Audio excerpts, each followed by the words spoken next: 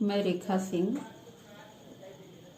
पुनः मैं आप लोगों के समक्ष उपस्थित हूँ इस वीडियो के माध्यम से। कक्षा 12 का ये क्लास चल रहा है। पहला पाठ जो पवनदूती का अयोध्या सिंह उपाध्याय हरिऔध के द्वारा रचित है,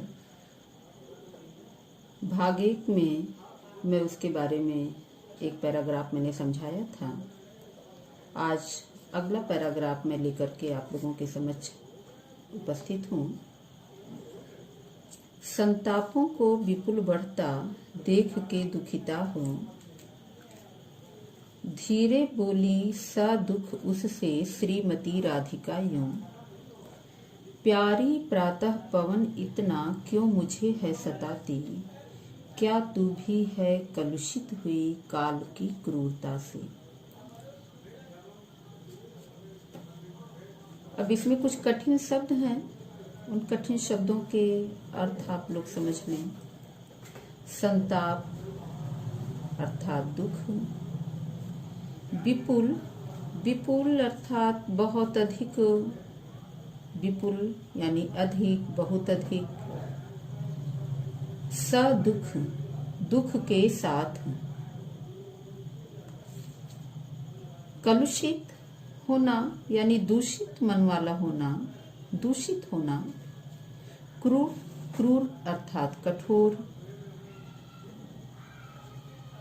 इसका प्रसंग समझ लें। संदर्भ तो पहले भाग 1 में मैंने बता ही दिया है, संदर्भ उसी तरह से संदर्भ लिखा जाएगा। एक बार आप पुनः संदर्भ समझ लें कि प्रस्तुत पंक्तियां हमारी पाठ्य पुस्तक हिंदी के पवनदूतिका नामक पाठ से लिया गया है। इसके कवि अयोध्या सिंह उपाध्याय हरिऔध जी हैं। अब इसका आप प्रसंग समझ लें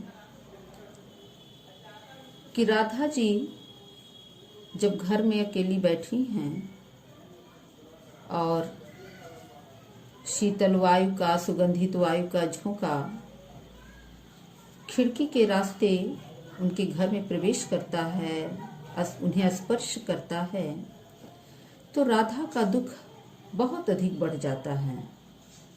उनकी वियोग व्यथा और अधिक बढ़ जाती है। तो राधा वायु से कहती हैं। अब आप इसकी व्याख्या समझिए। संतापों को विपुल बढ़ता देख के दुखिता हो, धीरे बोली स दुख उससे श्रीमती राधिका यूं। प्यारी प्रातः पवन इतना क्यों मुझे है सताती, क्या तू भी है कलुषित हुई काल की क्रूरता से। राधा जो कृष्ण के वियोग व्यथा में डूबी हुई हैं, वायु का शीतल झोंका जब उन्हें स्पर्श करता है तो उनका दुख बहुत अधिक बढ़ जाता है। अपने दुख को, संतापों को, अपने दुख को बहुत अधिक, विपुल, बहुत अधिक बढ़ता हुआ जब राधा जी देखती हैं तो बहुत ही दुखी हो जाती हैं। राधा जी जब अपने दुख को बहुत अधिक बढ़ता हुआ देखती हैं तो और भी दुखी हो जाती हैं और धीरे से, बहुत दुख के साथ राधा जी वायु से कहती हैं, उससे अर्थात वायु से कहती हैं।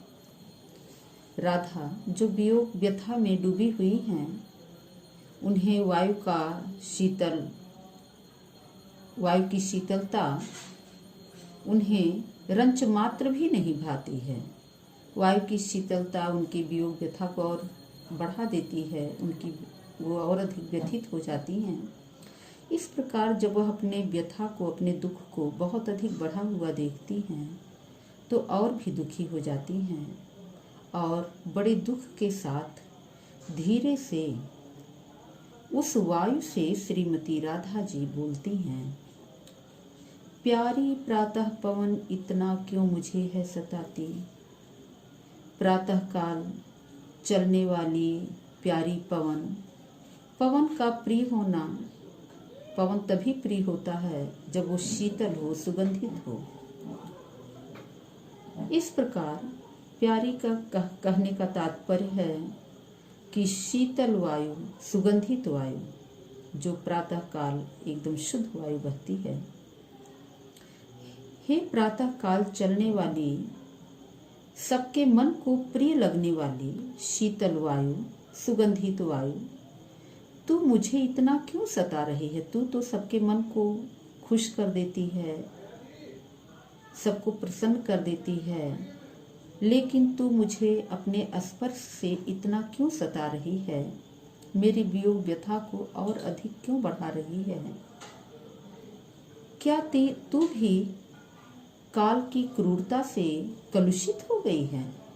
अर्थात काल तो मेरे लिए स्वयं ही कठोर हो गया है, यह समय मेरे लिए कठोर है, क्योंकि मेरे पास मेरे प्रियतम कृष्ण नहीं हैं, उनकी वियोग की व्यथा मुझे सता रही है, तो यह समय तो मेरे लिए स्वयं ही कठोर हो गया है। क्या ये समय की कठोरता तेरे मन को भी दूषित कर दिया है कि तू मुझे सुख देने के बजाय मुझे दुख में डुबो रही है? आप पुनः एक बार फिर इसकी व्याख्या समझ लीजिए। राधा जी अपने दुख को जब बहुत अधिक बढ़ता हुआ देखती हैं तो दुखी हो जाती हैं और बड़े दुख के साथ उस वायु से राधा जी धीरे से बोलती हैं, हे प्रातः काल चलने वाली शीतल सुगंधित वायु, सबको प्रिय लगने वाली वायु, तू मुझे इतना क्यों सता रही है? क्या तेरा मन भी काल की क्रूरता से कलुषित हो गया है? काल मेरे लिए स्वयं बहुत ही क्रूर हो गया है, कठोर हो गया है। क्या तू भी इस काल की कठोरता का प्रभाव तुझ पर भी पड़ गया है? तू भी दूषित हो गई है। ये इसकी व्याख्या है। अब आप इससे संबंधित कुछ प्रश्न है ये ध्यान दीजिए, जिसको जहाँ तक संभव हो आप लोग अवश्य इसकी व्याख्या भी करिए घर पे, और इन प्रश्नों के उत्तर भी लिखिए। पहला प्रश्न, इसका संदर्भ और प्रसंग लिखिए। दूसरा प्रश्न, राधा को कौन सता रहा है? नंबर 3, कलुषित और संताप शब्द का अर्थ लिखिए। प्रश्न 4, किसका दुख बहुत अधिक बढ़ गया है? प्रश्न 5, इस पद्यांश में कौन सा रस निहित है? वियोग व्यथा में राधा डूबी हुई हैं, तो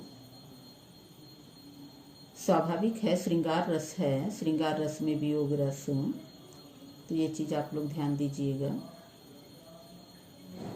अब आज का अध्यापन मेरा यही समाप्त होता है। अब पुनः अगले भाग में मैं उपस्थित होंगी। तब तक के लिए धन्यवाद।